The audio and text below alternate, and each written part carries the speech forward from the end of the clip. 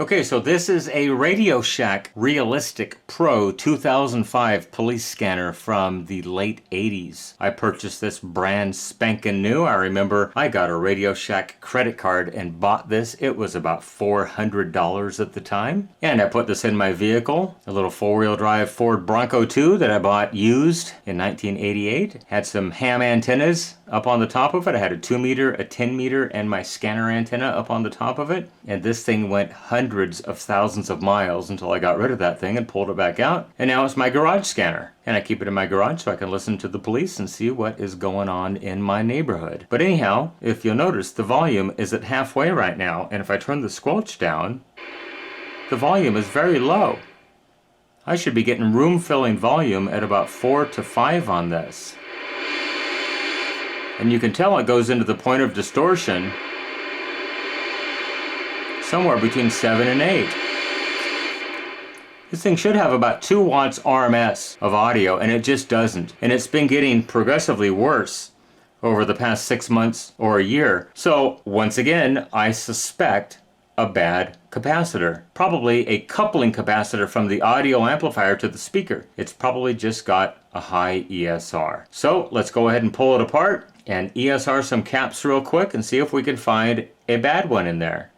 Okay, so here is an inside view of the unit. Some of you may have already spotted the problem. Let's flip it over and look at the bottom. So there is the bottom view of the unit. This is the tuning section. And conveniently they did allow a little access to the circuit board right here so we can get into it and see what's going on. Let me zoom in on it, what I think may be the problem. Well, it really doesn't show up well on the camera, but this capacitor right here, C226, you can certainly see it right there as the light reflects off the top of it. The top is bulged. Look at that. Definitely got a bulge on the top of that capacitor. Kind of hard to see, it's kind of minute. Maybe I can get access to that on the bottom of the board and we can ESR that guy. Let's find out.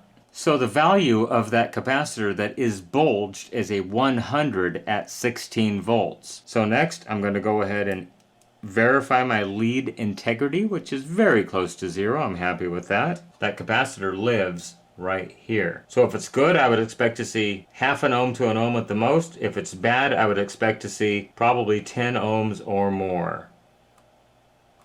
Oh, it is way bad. Look at that. Probably 200 ohms. No wonder I can't drive that speaker. There's a couple of other capacitors I can reach in here. About 25 ohms.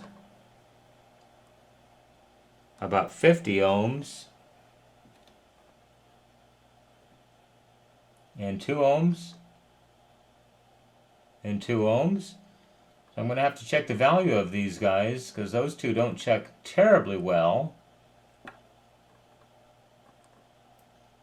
But let's go ahead and start by replacing this one capacitor that should be about 1 ohm and it's over 100 ohms. I suspect that's probably the speaker coupling capacitor. It is a 100 at 16. Let's go ahead and grab a new one. We're going to go ahead and replace it with a 100 at 25 volts. I seem to have plenty of those. I bought them at a closeout for about 6 cents a piece.